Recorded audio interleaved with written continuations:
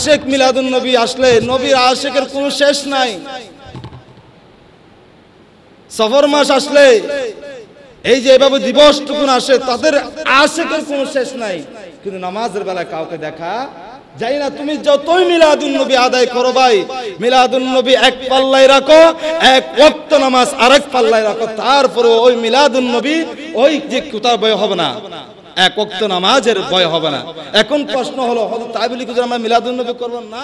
আমার মহরণ আসিবে কখন কেউ তো জানে না, আমার মহরণ আসিবে কখন কেউ তো জানে না।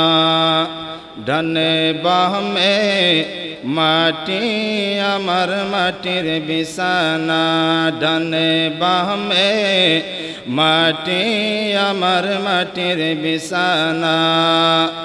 ও আমি চলে গেলে আমায় তোমরা বইলা যায় না, ডানে বামে মাটি আমার মাটির বিছানা, ডানে বামে মাটি আমার মাটির বিছানা।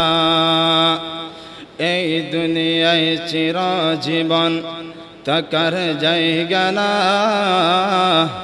অন্ধকার কবর যে আমার আসল ঠিকানা। সবাই রেখে আমায় চলে যাবে, সঙ্গী হবে না আমার ডানে বামে আমার মাটির বিছানা, আমার ডানে বামে আমার মাটির বিছানা। কবর মাঝে মা বাবাকে দেখা যাবে না, দেখে বোঝাকে তিনি হলেন শাহে মদিনা। ঠিক না? কবরে কাকে দেখবো আমরা? আমার নবীকে দেখবো, ঠিক কি না? আপনাদের বিশ্বাস হয়? হয় না বুঝি? বিশ্বাস হয় ইনশাআল্লাহ। সেজন্য শায়েররা বলেন কবর মাঝে মা বাবাকে দেখা যাবে না, দেখে বোঝাকে তিনি হলেন শাহে মদিনা। আমি বুঝব তখন নবী বিনে আপন কেহ না, ডানে বামে মাটি আমার মাটির বিছানা, ডানে বামে মাটি আমার মাটির বিছানা। তোমার আমার আপনকে একটু ভাবনা, যিনি আপন তিনি কাঁদেন শাহে মদিনা। সুবহানাল্লাহ। তোমার আমার আপনকে একটু ভাবনা, যিনি আপন তিনি কাঁদেন শাহে মদিনা। সেই নবীজির দিদার পেতে, সেই নবীজির দিদার পেতে চলো মদিনা। আমার ডানে বামে আমার মাটির বিছানা, ও আমার ডানে বামে আমার মাটির বিছানা, বামে ডানে মাটি আমার মাটির বিছানা। আলহামদুলিল্লাহ। ঐতিহ্যবাহী আনোয়ার থানার অন্তর্গত গুন্দিপাড়া আশকর আলী শাহে জামা মসজিদের সম্মানিত মুসল্লিয়ানে কারাম, পর্দার আড়ালে অবস্থানরত সাদ্দিয়া আমার বাম বোনেরা, আসসালামু আলাইকুম ওয়া রাহমাতুল্লাহি তাআলা ওয়া বারাকাতুহু। রব্বি করিমের দরবারে লক্ষ কোটি শুকরিয়া যে রব্বুল আলামিন দয়া করে মায়া করে অত্যন্ত ভালোবেসে পৃথিবীর সর্বশ্রেষ্ঠ জায়গা আল্লাহর ঘর মসজিদে আসার বসার ইবাদত বান্দাগি করার, বিশেষ করে মাহে সফর শরীফে জমা আদায়ের লক্ষ্যে আমাকে আপনাদেরকে যে সুযোগটুকুন রব্বি করিম দান করেছেন, সেই শুকরিয়া আদায়ের লক্ষ্যে মহব্বতের আওয়াজে, ইমানে আওয়াজে, হুসাইনি কণ্ঠে হৃদয়ের সবটুকুন ভালোবাসা উজাড় করে দিয়ে সিংহের মতো গর্জন দিয়ে উচ্চ আওয়াজে বলি আলহামদুলিল্লাহ। সাথে সাথে লক্ষ কোটি দরুদ সালাম উম্মতের কান্ডারি নবী, মায়ার নবী, হাউদে কাউসারের মালিক নবী, আফতাব নবুওয়াত, শাহিন শাহ রিসালাত, শামসুদ দুহা, বদরুদ দুজা, সদরুল উলা, কাহফিল ওয়ারা, নূরুল ওয়ারা, আকা সৃষ্টির সারা মুকুট, বিশ্ব সবার সভাপতি আমার নবী, আপনার নবী, নূর নবী কামলিওয়ালা নবীর কদম মোবারকে সুদূর বাংলার জমিনের আশকর আলী শাহে জামা মসজিদের কোনায় বসে বসে ইয়া রাসূলুল্লাহ বলে বলে স্লোগান পেশ করছে। রব্বি করিম জাত আমাদের স্লোগানের হাদিয়াটুকুন মদিনাওয়ালার কদম মোবারকে কবুল করেন। সকলে বলে আমিন। মুআজ্জাজ মুহতারাম, সময় একেবারে স্বল্প, অল্প সময়ে আপনাদের খেদমতে কয়েকখানা কথা বলে নির্দিষ্ট সময়ে আলোচনা শেষ করার চেষ্টা করব। আলোচনা শুনে সর্বপ্রথম আমাকে আপনাদেরকে আমল করার তৌফিক দান করুক। আপনাদের খেদমতে আজকে বিষয় নিয়েছি পৃথিবীর জমিনে সর্বোচ্চ ইবাদত হলো নামাজ। এই নামাজ নিয়ে যারা অবহেলা করে, নামাজ নিয়ে যারা গাফিলাতি করে, যথাসময়ে সঠিক নিয়মে নামাজ আদায় করে না, তাদেরকে হুঁশিয়ারি দিতে গিয়ে রব্বি করিম মদিনাওয়ালার কদম মুবারক দিয়ে, মদিনাওয়ালার নুরানি জবান দিয়ে 15টি শাস্তির কথা আমাদেরকে উল্লেখ করে দিয়েছেন। বান্দা, আমি তোমাদেরকে বানাইলাম, সৃষ্টি করলাম আমি আল্লাহর ইবাদত করার জন্য। ইবাদতের মধ্যে একেবারে সর্বোচ্চ ইবাদতের মকান হলো নামাজ। এই নামাজ নিয়ে হলেও অনেক মুসল্লি, ইমানদার, মুমিন, টুপিওয়ালা, পাঞ্জাবিওয়ালা, দাড়িওয়ালা, পাগুড়িওয়ালা অনেকে এই নামাজ নিয়ে ঠাট্টা বিদ্রুপ করে। এই নামাজ যথাযথ নিয়মে পড়তে চায় না, যথাযথ সময়ে পড়তে চায় না। যারা নামাজ নিয়ে অলসতা করে, যথা নিয়মে নামাজ আদায় করে না, তাদের জন্য হলো 15টি শাস্তি।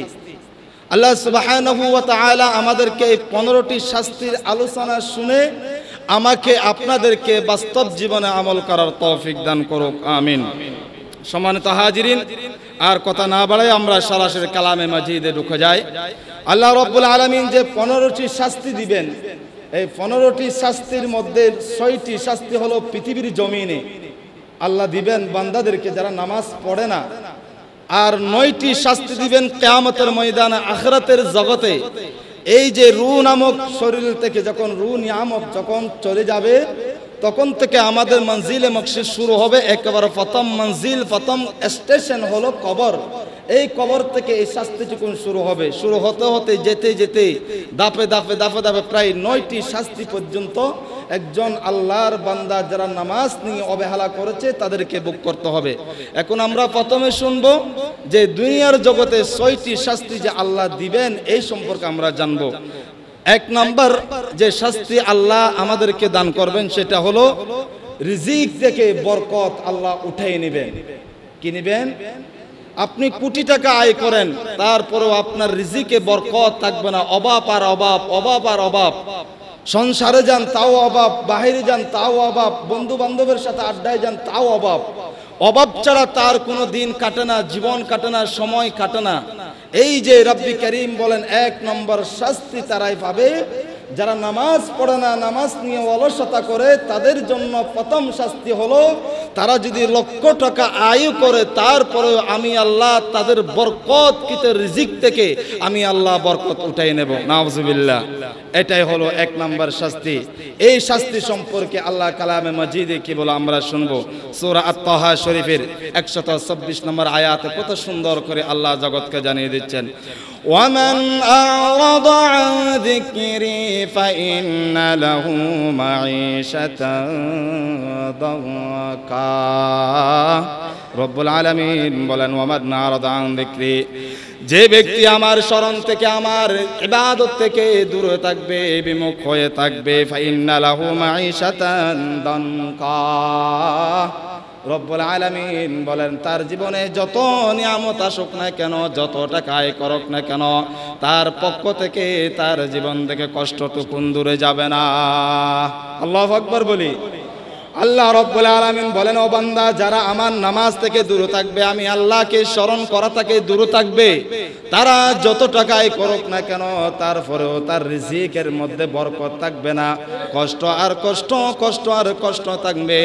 আয়াতে কারিমা যখন নাজিল হলো, আমার নবী বলেন, উম্মতরে, তোমরা যে নামাজ নিয়ে অবহেলা করো, নামাজ যে ছেড়ে দিচ্ছ, আমার নবী বলেন নামাজ ছাড়া রিজিকে বরকত থাকে না এবং তার জীবন হয়ে যায় সংকীর্ণতা। নামাজ ছাড়া রিজিক কি থাকে না? বরকত থাকে না। তার জীবন হয়ে যাবে একেবারে সংকীর্ণ। নিজের পরিবারের কাছে গেলেও দূর দূর বলবে, দেখতে পাবে না। বন্ধুর কাছে গেলেও গিনার পাত্র হয়ে যাবে। রিজিকের কাছে গেলেও তার রিজিকের মধ্যে আল্লাহ রব্বি করিম বরকত কোনটাই নেবে। এই সম্পর্কে আল্লাহর প্যারা রাসূল ইবনে মাজাহ শরীফ হাদিস নম্বর 4022 আল্লাহর নবী বলেন, ক্বালা রাসূলুল্লাহ সাল্লাল্লাহু আলাইহি ওয়াসাল্লাম, ইন্নার রাজুলা লা ইহরামু আর-রাযকা বিয-যামবি ইউসিবু। আল্লাহর নবী বলেন, ইন্নার রাজুলা, নিশ্চয় একজন মানুষ লা ইহরামু আর-রাযকা, রিজিক থেকে বঞ্চিত হয়, বিয-যামবি ইউসিবু, তার দ্বারা সংগঠিত হওয়ার পাপের কারণে। নাউযুবিল্লাহ। আল্লাহর নবী বলেন, ওই ব্যক্তি থেকে রিজিকটুকুন এমন ভাবে আল্লাহ উঠায় নেন। ইয়া রাসূলুল্লাহ, ইয়া হাবিবাল্লাহ, আপনার উম্মত থেকে আল্লাহ কেন রিজিক উঠায় নেন? আল্লাহ রব্বুল আলামিনের প্যারা হাবিব বলেন, আমার উম্মতের গুনাহ যখন মাত্রা যখন বেড়ে যায়, আমার আল্লাহ আমার উম্মতের রিজিকটুকুন কমায়ে ফেলে। এইভাবে কমতে কমতে যখন একটি সময় চলে আসে, মালাকুল মউতের যখন ডঙ্গা বেজে যায়, 1 মাস বা 2 মাস আগ থেকে খাবার ছেড়ে দে, পানি ছেড়ে দে, দুনিয়াদারি ছেড়ে দে, ভালো লাগে না, ভালো লাগে না, স্ত্রী পুত্র ভালো লাগে না, সন্তান বন্ধু বান্ধব আত্মীয় স্বজন টাকা পয়সা বাড়ি গাড়ি ভালো লাগে না। এমনকি সাকারাতের সময় যখন পড়ে যায়, নিজের আদরের সন্তান যখন বাবারে এত কষ্ট করে দুনিয়া দেখাইলা, ও মা এত কষ্ট করে দুনিয়া দেখাইলা, এত নিয়ামত দিয়ে তুমি আজকে সাকারাতের মউতের মধ্যে পড়ে গেলা, ও মা আমার মন চায় আমার হাত দিয়ে তোমাকে একটু শরবত পান করাই না। মার রু বলে বাবারে শত কষ্ট হওয়ার পরেও এই রু তোমার পানি টুকুন গ্রহণ করবে না। ও মা কেন গ্রহণ করবে না? মায়ের রু বলে, সন্তান রে, ও বাবা আদরের সন্তান, তোমাদের জন্য এত কিছু করলাম, এত নিয়ামত আমি আল্লাহর পক্ষ থেকে পেয়েছি, তোমাদের জন্য দিয়ে গেলাম, কিন্তু না না, আমি তো দুনিয়ার জন্য পাগল হয়েছি, আল্লাহকে সুস্থ শরীরে ডাকি নাই, সেই জন্য এই মুহূর্তে আমার রু থেকে পানি খাওয়ার ক্ষমতাটুকুন আল্লাহ রব্বুল আলামিন কেড়ে নিয়েছে। সেই জন্য বন্ধুরা বলতে চাইছিলাম, এই হাদিস মুবারকা থেকে আয়াতে কারিমা থেকে আমাদের জন্য শিক্ষা হলো, 5 নম্বর শিক্ষা হলো, হায়াত থাকতে সময় থাকতে সময়কে মূল্যায়ন করুন, হায়াত থাকতে জীবনকে মূল্যায়ন করুন। 1 নম্বর শিক্ষা কি পাইলেন? রিজিক থেকে আল্লাহ কি করে নেবেন? বরকত উঠায় নেবেন। 2 নম্বর পয়েন্টে যদি আমরা যাই, 2 নম্বর হলো, ওই বান্দা যখন নামাজ ছেড়ে দে, ওয়াক্ত মতো নামাজ আদায় করো না, ফজর পড়লো দুপুর পড়লো না, দুপুর পড়লো আসর পড়লো না, এইভাবে যখন দুনিয়ার ব্যস্ততা নিয়ে যখন মানুষ গাফলাতি করে নামাজ নিয়ে, আল্লাহ নবী বলেন তার চেহারা থেকে রব্বি কারীমের নূরটুকুন আল্লাহ উঠাই নিবেন। চেহারার সৌন্দর্য বিলীন হয়ে যাবে, চেহারার মধ্যে সুন্দর দেখা যাবে না। এই সম্পর্কে রব্বি কারীম বলেন সূরা আল ফাতহ শরীফের 29 নম্বর আয়াত কত সুন্দর করে বলে, সীমাহুম ফি উজুহিহিম মিন নাতারিস সুজুদ। আল্লাহ বলেন তাদের চেহারায় রয়েছে তাদের আলামত। আল্লাহ কিসের আলামত? এমন কিছু মানুষ আছে মুত্তাকি, ফরহেজগার, ইমানদার, মুমিন, মুত্তাকি যারা আছে, তাদের চেহারার মধ্যে নামাজের চিহ্ন থাকবে। যারা যখন নামাজ পড়বে তাদের চেহারা থেকে নূর বাইর হতে থাকবে, মিন আসারিস সুজুদ, তাদের কপালে যে সিজদার চিহ্ন থাকবে, এই চিহ্ন থেকে নূর বাইর হতে থাকবে, নূর বাইর হতে থাকবে। আর যারা নামাজ পড়ে না, নামাজ নিয়ে যারা অবহেলা করে, ওই তাদের চেহারা থেকে রব্বি কারীম নূর টুকুন বিলুপ্ত করে দিবেন। নাউজুবিল্লাহ। তাহলে 2 নম্বর শাস্তি হলো, এই দুনিয়ার জগৎ থেকে ওই ব্যক্তির চেহারা মুবারকা থেকে আল্লাহ রব্বি কারীম তার নূর টুকুন উঠাই নেবেন। এই সম্পর্কে রব্বুল আলামিনের প্যারা রাসূল বলেন, নামাজহীন চেহারা হয় অন্ধকার, ওই চেহারার মধ্যে যে নূর আছে নূর টুকুন চলে যাবে। আল্লাহর নবী বলেন সহিহ আল মুসলিম শরীফের হাদিস নম্বর 223, আল্লাহর নবী বলেন ক্বালা রাসূলুল্লাহ সাল্লাল্লাহু আলাইহি ওয়াসাল্লাম, আস-সালাতু নূর ও বান্দা নামাজ হলো নূর নূর নূর সুবহানাল্লাহ। এই নূর যদি আমরা পেতে চাই তাহলে নামাজ পড়া দরকার আছে না নাই? আছে না নাই? অথচ আজান হয়ে গিয়েছে, অনেকক্ষণ হয়েছে, এখনো পর্যন্ত মসজিদ ফিল আপ হতে পারে নাই। ওই সমস্ত হতভাগা ভাইদেরকে আল্লাহ হেদায়েত দান করুক, আমিন বলি। তাহলে হাদিসে মুবারাকা থেকে শিক্ষা হলো, আল্লাহর নবী বলেন, উম্মত এই অন্ধকার কবর যদি তোমার চেহারাকে যদি নূরে নূরেতে করতে চাও তাহলে তোমরা 5 ওয়াক্ত নামাজ নিয়মিত আদায় করে যাও। সুবহানাল্লাহ। তৃতীয় নম্বরের শাস্তি, কোনো নেক আমল আল্লাহর দরবারে কবুল হয় না। একজন ব্যক্তি মসজিদে দান করে, মাদ্রাসায় দান করে, যত ইবাদত করুক না কেন তার কাছে কি নাই? নামাজ নাই। এখন দেখা যাবে আল্লাহর বলি সাজে বসে যায়, একেবারে এত বড় দাড়ি, মাথায় টুপি, পাঞ্জাবি সব ঠিক আছে, হয়তো আমি খেলাফত পাইছি, হয়তো খেলাফত পাওয়ার পর হয়তো আমার থেকে নামাজ পড়তে হয় না।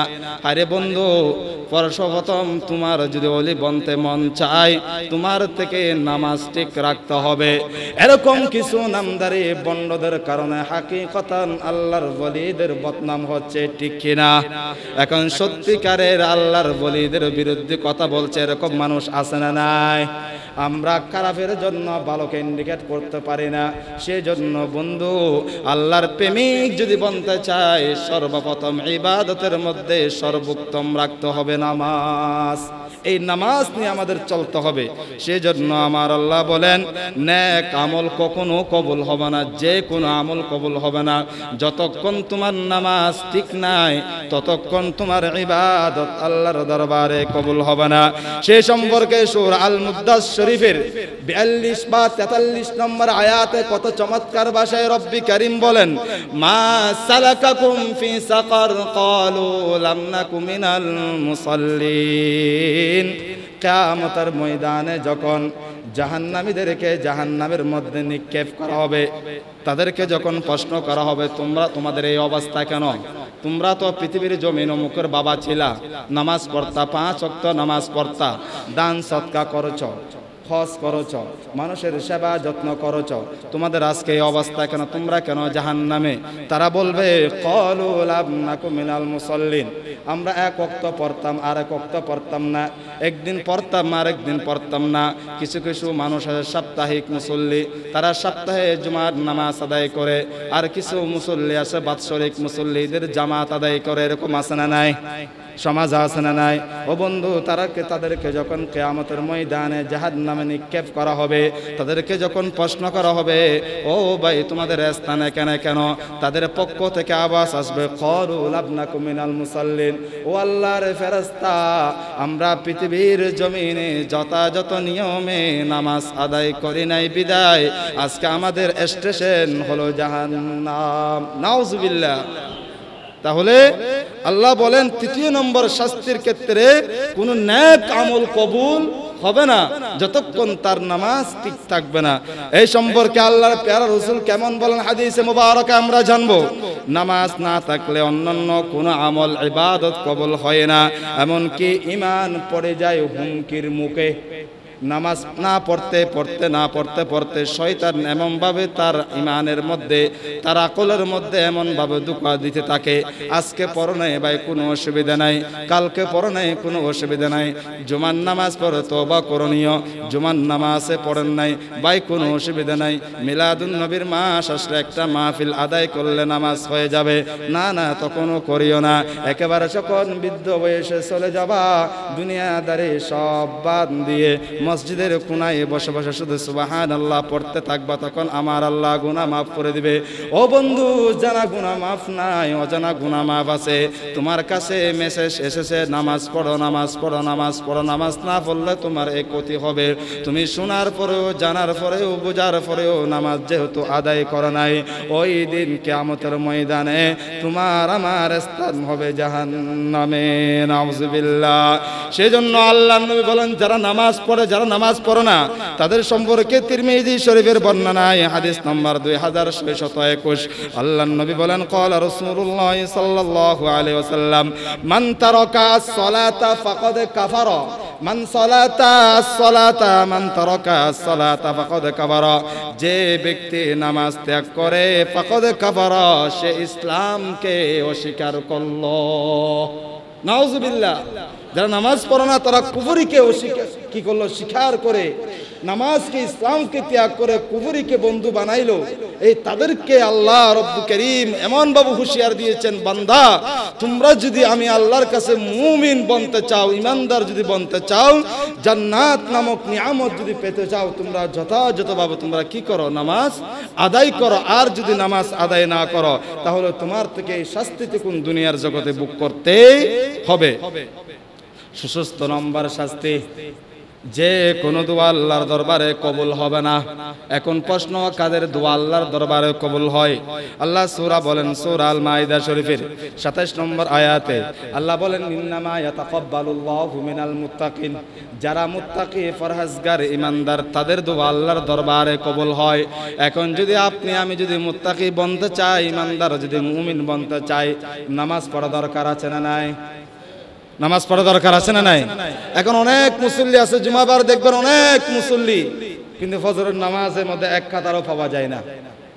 আশিক মিলাদুন নবী আসলে নবীর আশিকের কোনো শেষ নাই। সফর মাস আসলে এই যে এভাবে দিবসটুকুন আসে, তাদের আশিকের কোনো শেষ নাই, কিন্তু নামাজের বেলায় কাউকে দেখা যাই না। তুমি যতই মিলাদুন নবী আদায় করো ভাই, মিলাদুন নবী এক পাল্লায় রাখো, এক ওয়াক্ত নামাজ আরেক পাল্লায় রাখো, তারপরে ওই মিলাদুন নবী ওই যে কোথাও ভয় হবে না, এক ওয়াক্ত নামাজের ভয় হবে না। এখন প্রশ্ন হলো, তাই বলি কি আমরা মিলাদুন নবী করবো? না না, মিলাদুন নবী যদি না হতো, কুল কায়নাত আরশ আজিম লৌহ কলম নামাজ দোয়া তাসবিহ তাহলিল কিছুই আমরা পাইতাম না। সব কিছুর মূল হলো মিলাদুন নবী। আর মিলাদুন নবী যদি আমরা কখন আদায় করব, মিলাদুন নবীর ফজিলত কখন পাবো? যদি আমাদের নামাজ ঠিক থাকে। সুবহানাল্লাহ বলেন না? মশলা বুঝতে পেরেছেন? আমরা মিলাদুন নবী আদায় করব, সব দিবস আদায় করব, মাহফিল করব, জিকির আজকার করব, আল্লাহর ওলিদের দরবারে যাব, কোনো বাধা নাই, কোনো দ্বিধাবন্ধ নাই, কিন্তু আমাদের আগে নামাজ ঠিক রাখতে হবে বন্ধু। আমরা নামাজ ঠিক রাখবো, তারপর বাকি কাজটুকুন আমরা করব। আল্লাহ সুবহানাহু ওয়া তাআলা আমাদেরকে 5 ওয়াক্ত নামাজ পড়ার তৌফিক দান করুক, আমিন। 5 নম্বর শাস্তি, মৃত্যুর সময় অপমানজনক মৃত্যু হয়ে যাবে। দেখা যাবে সমাজে সারাটা দিন নামাজ পড়েছে, কত ইবাদত করেছে, সাকারাতের সময় যখন পড়ে যায় চেহারা কালো হয়ে যায়, চেহারা বেঁকা হয়ে যায়, চোখ খোলা থাকে, মানে বিশ্রী কুশ্রী এই টাইপের হয়ে যায়। অনেক মানুষ দেখবেন, এটা হলো বদখারের আলামত। আর যারা মুমিন বান্দা যখন মারা যায়, সাকারাতের বিছানায় যখন পড়ে যায়, যারা যেই পীরের মুরিদ হয়েছেন, যে যাকে বেশি পৃথিবীর জগতে ভালোবেসেছেন, সেটা একজন আলেম হোক, সেটা মা বাবা হোক, সেটা আত্মীয় স্বজন হোক, সেটা আল্লাহর ওলি হোক, যে যাকে বেশি ভালোবেসেছেন, ওই সাকারাতের সময় ওই আপনার আপনজন আপনাকে দেখা দিবে। সুবহানাল্লাহ বলেন না? আর যদি আমরা যদি আল্লাহর ওলিদেরকে ভালোবাসি, ওরা আমাদের পাশে আসবে না? আমরা যদি আল্লাহর নবীকে ভালোবাসি, আমার নবী আমার পাশে আসবে না? যখন কবরে রাখা হয় আমাদেরকে কি বলে রাখা হয়? অমুক নেতার নাম নিয়ে রাখা হয় নাকি? বিসমিল্লাহি ওয়া আলা মিল্লাতি রাসূলিল্লাহ, রাসূল পাকের মিল্লাতের উপর আমি আমার বাবাকে সুপর্দ করলাম, আমার মাকে আমি কবরের মধ্যে সুপর্দ করলাম, এই যে রাসূল পাকের মিল্লাতের উপর। এই যে মিল্লাতের উপর কখন আমাদেরকে গ্রহণ করবে আল্লাহর নবী? এই মিল্লাতের উপর যদি আমাদের নামাজ ঠিক থাকে। সুবহানাল্লাহ। আল্লাহর ওলিরা কখন আমাদের পক্ষ হয়ে সুপারিশ করবে? যদি আমাদের যথাযথ নামাজ ঠিক থাকে। শুধু মাজারে গেলাম আসলাম, মাজারে গেলাম আসলাম, সেটার নাম তো ভাই ইসলাম নয়।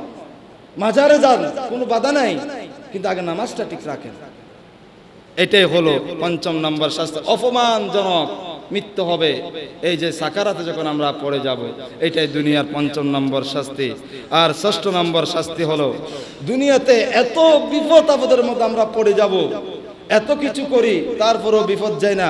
না হয় আমার কাছে, না হয় পরিবারের কাছে, না হয় আমার সন্তানের কাছে, না হয় আমার আত্মীয় স্বজনের কাছে, না হয় আমার নাতি যারা আছে তাদের কাছে বিপদ আর বিপদ যায়। হুজুর এত কিছু করি, এত দান সৎকা করি, তারপরেও আমার কাছে বিপদ ছাড়ে না।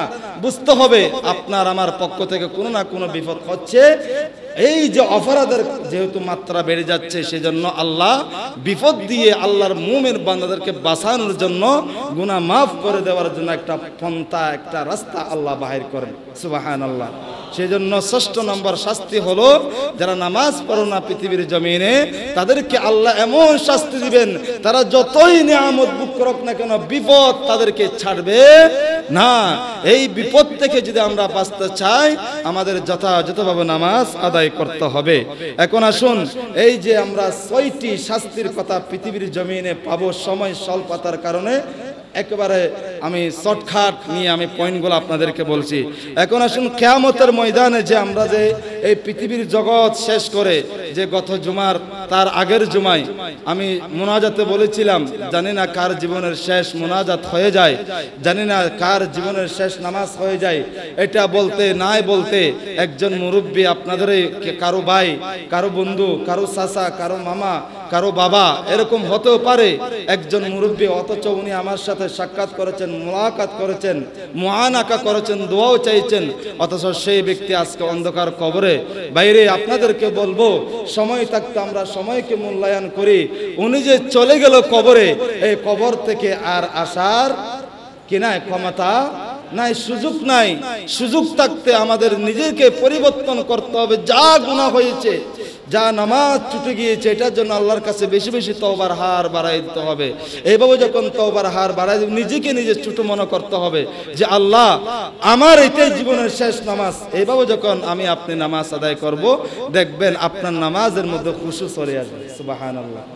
এখন এই যতক্ষণ আপনি এই নিয়তটা করতে পারবে না, ততক্ষণ আপনার নামাজের মধ্যে পরিশুদ্ধ নিয়ত আসবে না এবং খুশু আসবে না। খুশু যদি আনতে মন চায়, আমাদের করণীয় হলো, সর্বপ্রথম করণীয় হলো এই যে এটাই আমার জীবনের শেষ নামাজ। এই জুমার নামাজ আজকে পড়ে যাচ্ছি, আগামী জুমায় যে আশকর আলী মসজিদে পড়তে পারবো সেই তৌফিক আর নাই। এইভাবে যখন নিয়ত করে মসজিদে প্রবেশ করবেন, তখন দেখবেন যতক্ষণ আপনি জবান দিকে জারি হয়েছে কালমা, ততক্ষণ আপনার গুনাহ জর জর করে পড়তে থাকবে। সুবহানাল্লাহ। এই যে আমরা যে এই দুনিয়ার জগৎ থেকে যখন চলে যাব, আমাদের শরীর থেকে যখন রূহ নামক নিয়ামত চলে যাবে, নিয়ামত চলে যাওয়ার পরে যে নামাজ পড়ি নাই, ওই নামাজের জন্য শাস্তি হলো, ওইখান থেকে 1 নম্বর শাস্তি আল্লাহ আমাদেরকে কি দিবেন, কবর এমন যে চাপা দিবে, বাম হাতের হাড্ডি ডান খাতে নিয়ে যাবে, ডান খাতের হাড্ডি বাম খাতে নিয়ে আসবে। আল্লাহু আকবার বলেন না। কবরের শাস্তি এমন ভয়ঙ্কর শাস্তি হবে, ওই কবর হয়ে যাবে অন্ধকার, অন্ধকার আর অন্ধকার হয়ে যাবে। এই কবরের শাস্তি থেকে যদি আমরা পেতে চাই, শাস্তি থেকে যদি আমরা রক্ষা পেতে চাই, আমাদের নামাজ পড়া দরকার আছে না নাই? অনেক আল্লাহর নবী বলেন, ইন্নাল কবর আফদালু মানাজিলিল আখিরাহ। আখিরাতের প্রথম স্টেশন, আখিরাতের প্রথম ঘর হলো কবর একজন মানুষের জন্য। এই কবর থেকে সওয়াল জবাব শুরু হবে, মুনকার নাকিরের সওয়াল জবাব। যারা এই সওয়াল জবাবের উত্তর যথাযথ দিতে পারবে, তারা পরের ধাপ এগিয়ে যেতে পারবে। আল্লাহু আকবার। আল্লাহ আমাদেরকে এই কবরের আযাব থেকে রক্ষা করুক, আমিন। 8 নম্বর শিক্ষা হলো, এই যে কবরের জগৎ আমাদেরকে শাস্তি দিবেন, কবরের ফেরেশতা কঠিন শাস্তি দিবেন আমাদেরকে। কিছু ফেরেশতা আসবে রহমতের ফেরেশতা, আর কিছু ফেরেশতা আসবে ভয়ঙ্কর কঠিন প্রাকৃতিক ফেরেশতা আসবে। আর যারা মুত্তাকি ইমানদার, যারা নামাজ পড়ে পৃথিবীর জগৎ থেকে বিদায় নিয়েছেন, তাদের কবরে আসবে ফেরেশতা রহমতের ফেরেশতা। আর যারা এই নামাজ নিয়ে অবহেলায় হেলায় দুলায় কাটাইলো, তাদের কবরে আসতে কঠিন আযাবের ফেরেশতা আয়েশা ডান দিক দিয়ে আঘাত করবে, বাম দিক দিয়ে আঘাত করবে, শুধু আঘাত আর আঘাত করতে থাকবে। এই যে অত্র এলাকার যত মরহুমরা হয়েছে, তাদের অন্ধকার কবরে কি অবস্থায় আছে আমিও জানি না, আপনারাও জানেন না। জানেন কে? আল্লাহ। যে আল্লাহ জানেন, তাদেরকে যদি আমরা রক্ষা পেতে মন চাই, কবর জিয়ারত করা দরকার আছে না নাই? বলেন, কবর জিয়ারত করা দরকার আছে না নাই? এখন মা বাবা এত নিয়ামত দিয়ে গেল, মা বাবার কবরের পাশে আপনি হেঁটে যাচ্ছেন, যাবার সাথে সাথে আপনি একবার সূরা ফাতিহা শরীফ পড়েন, তিনবার সূরা ইখলাস শরীফ পড়েন, কয়েকবার দুরূদ শরীফ পড়ে আল্লাহর কাছে একটু হাত তুলেন, আল্লাহুম্মা সাগীরা আল্লাহুম্মা রাব্বিরহামহুমা কামা রাব্বায়ানি সাগীরা।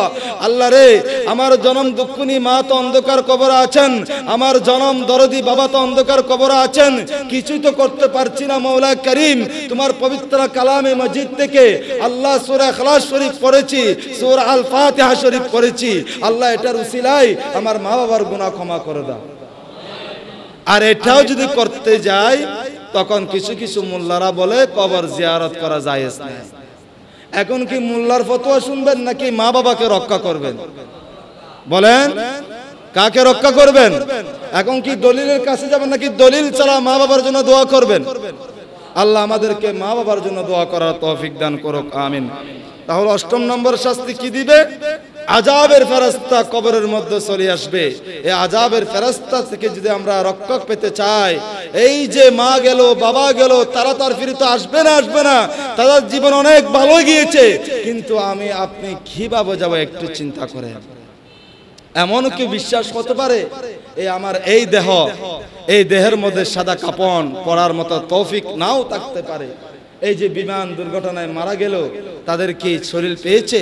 এই যে গাড়ির অ্যাক্সিডেন্টে মারা যাচ্ছে, বিভিন্ন ধরনের অ্যাক্সিডেন্টে দুর্যোগ পরিস্থিতিতে মারা যাচ্ছে, তাদের চেহারা পর্যন্ত দেখা যাচ্ছে না। আমরা তো তেমন দেখি না। 91 ঘূর্ণিঝড় আমার মুরব্বীরা দেখেছেন, এই যে প্রতিকূল এলাকা, আপনাদের পাশেই নদী আছে, এই যে হাজার হাজার এক একটি কবরের মধ্যে প্রায় 10-15টি মানুষকে একেবারে লাশ দাফন করা হয়েছে।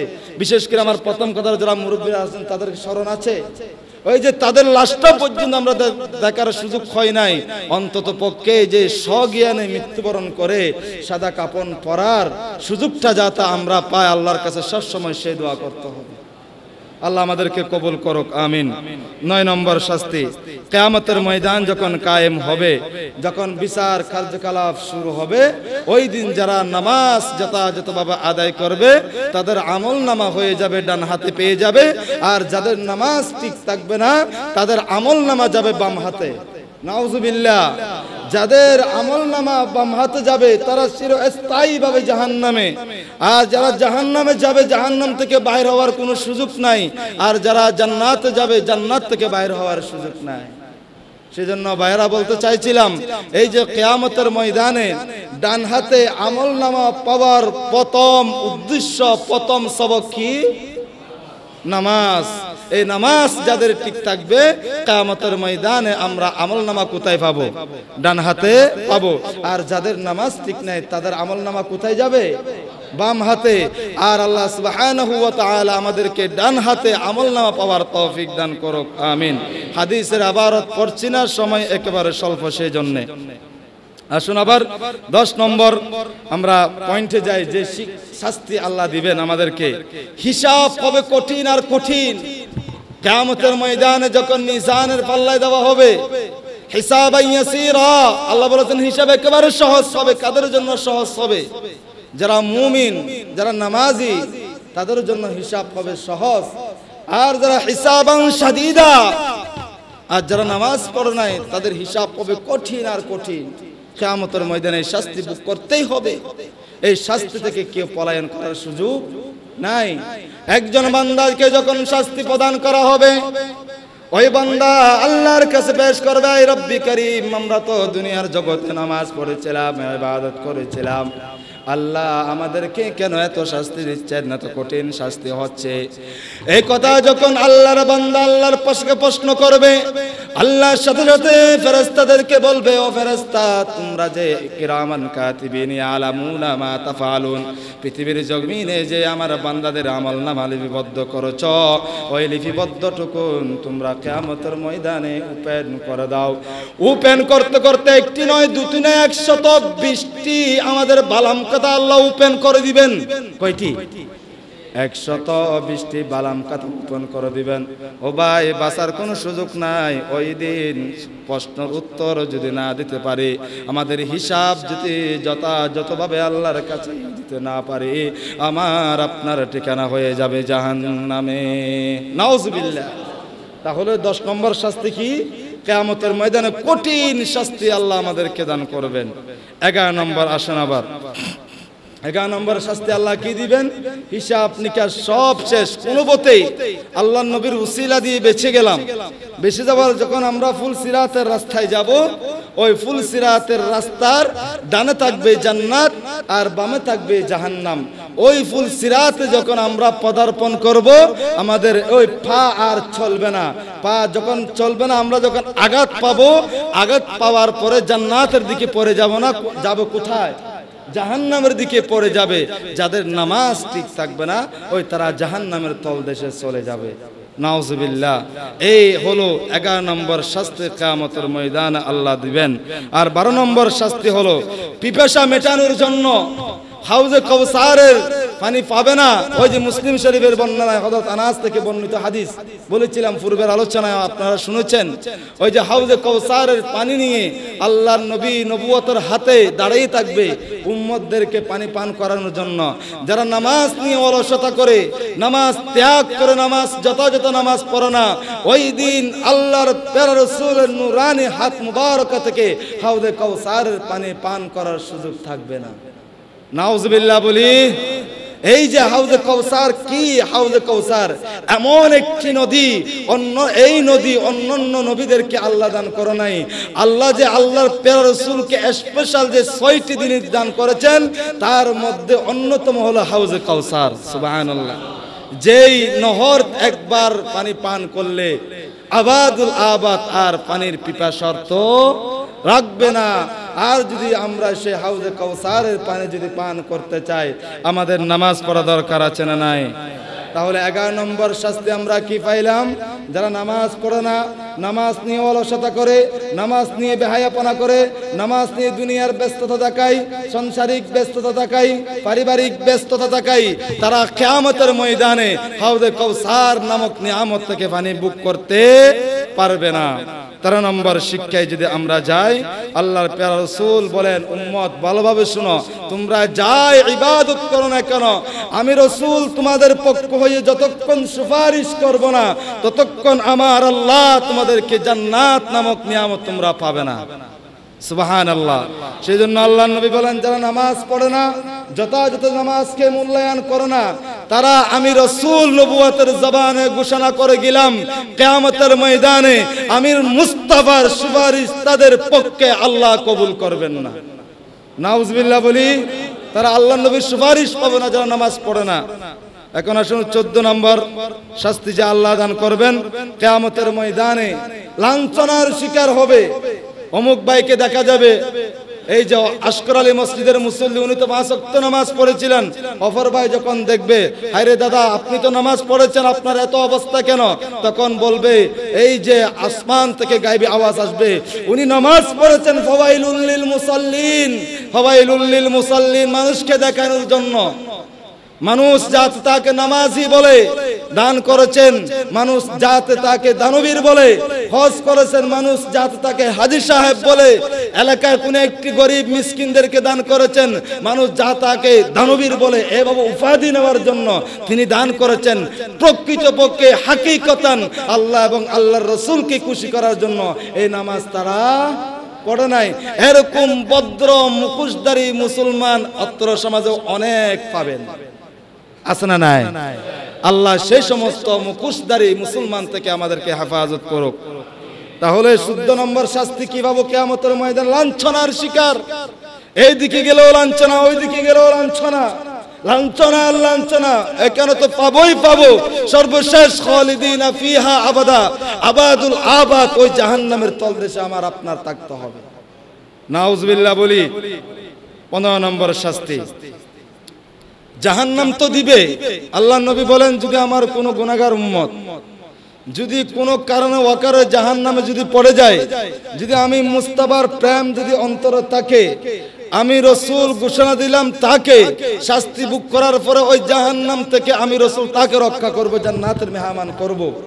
দেখেন এই নামাজের বেলায় আল্লাহর নবী কি বলেন, যারা নামাজ ত্যাগ করে, যথাযথভাবে নামাজ আদায় করে না, তাদের জন্য এমন কি শুধু জাহান্নাম নয়, 7টি জাহান্নামের মধ্যে সবচাইতে কঠিন জাহান্নাম যেটা আছে সেটার মধ্যে এমন ভাবে উত্তপ্ত আগুনের মধ্যে তাকে নিক্ষেপ করা হবে, ওই আগুনের প্রজ্বলিত করবে কাদেরকে নিয়ে। সূরা আত-তাহরিম শরীফের 28তম পারা 19 নম্বর পৃষ্ঠায় আল্লাহ বলেন, ইয়া আইয়ুহাল্লাযীনা আমানু কু আনফুসাকুম আহলিকুম নারা ওয়াকুদুহা আন-নাস ওয়াল হিজারাতু আলাইহা মালাইকাতুন গিলাদুন শিদাদুন লা ইয়াসুনাল্লাহ। ওই জাহান্নাম যে আগুন জ্বালাবে, ওই কঠিন প্রকৃতির ফেরেশতারা ওই আগুন জ্বালাবে, ওই আগুনের কয়লা হবে, ওই আগুনের লাকড়ি হবে পাথর আর পাথর। ওই জাহান্নামের মধ্যে যারা বেনামাজি, নামাজ যথাযথ আদায় করে না, তাদেরকে নিক্ষেপ করা হবে। এই 15টি শাস্তি থেকে যদি আমরা রক্ষা পেতে চাই, প্রিয় মুসল্লি ভাইদের কাছে আমি বিশেষ অনুরোধ করব, শত ব্যস্ততার মাঝেও যাতে আমাদের 5 ওয়াক্ত নামাজ ঠিক থাকে। আল্লাহ সুবহানাহু ওয়া তাআলা আমাদেরকে দুনিয়া এবং আখিরাতের শাস্তি থেকে রক্ষা করে ঈমান আকীদা মজবুত রেখে যথাযথ রাসূলুল্লাহর প্রেম অন্তরে ধারণ করে আল্লাহর দেওয়া বিধান মোতাবেক নিজের জীবনকে, পারিবারিক জীবনকে, রাষ্ট্রীয় জীবনকে, সামাজিক জীবনকে যাতে মদিনাওয়ালার রঙে রঙ্গিত করতে পারি, আমার প্রাণ প্রিয় মুসল্লিদেরকে সেই তৌফিক দান করুক, আমিন। ওয়া মা আলাইনা ইল্লাল বালাগ। আসসালামু আলাইকুম ওয়া রাহমাতুল্লাহি ওয়া বারাকাতুহু।